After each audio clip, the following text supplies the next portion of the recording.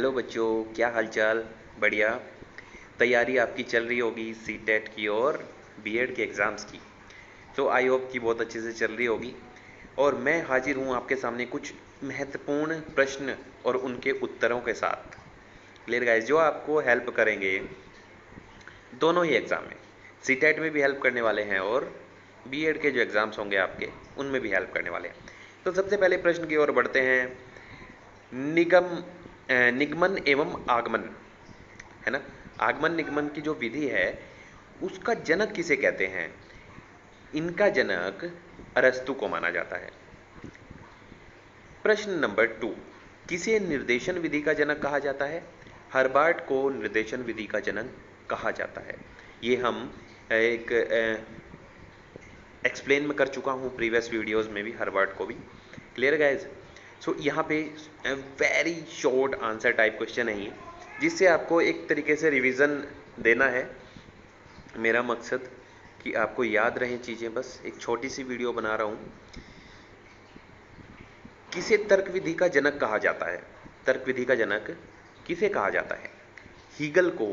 Hegel Hegel को तर्क विधि का जनक कहा जाता है।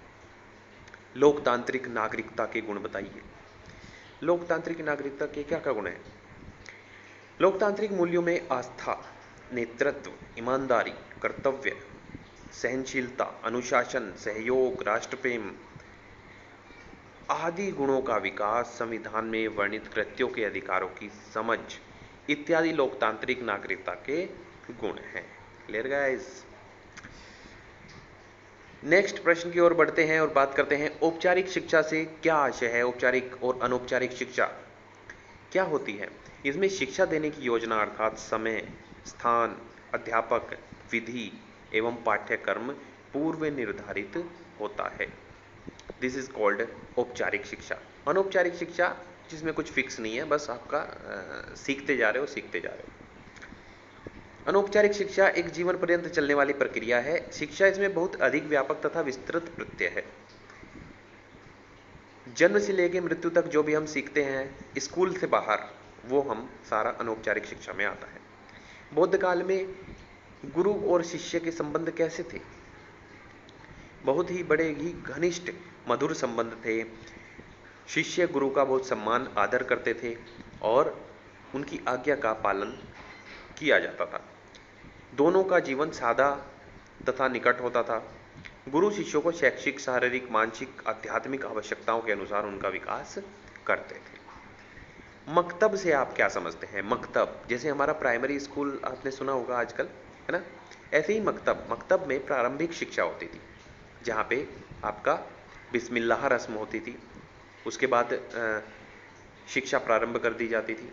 ये मैं बता चुका हूँ प्रीवियस वीडियोज़ में। मकतब और मदरसा दोनों, मुगल कालीन शिक्षा की वीडियो देखें। Clear guys? सो मकतब में प्रीवियस जो प्राइमरी शिक्षा होती है वो मकतब में दी जाती थी और उच्च जो शिक्षा है वो मदरसे में दी जाती थी। Clear guys? सो ये थे कुछ प्रश्न, कुछ अच्छे प्रश्न जो आपको ध्यान रखने हैं, बहुत ज़्यादा हेल्प करने वाले हैं आपको, क्योंकि अगर आ जाए तो छोड़ना नहीं है। Clear guys? इनको आपको माइंड में सेट कर लेना है। क्लियर? सो गाइज, आज की वीडियो में बस इतना ही। मिलते हैं नेक्स्ट वीडियो में कुछ नए पॉइंट्स, कुछ नए फैक्ट्स के साथ। सो गाइज, पढ़ते रहिए, आगे बढ़ते रहिए और स्वच्छ रहें, स्वस्थ रहें। All the best.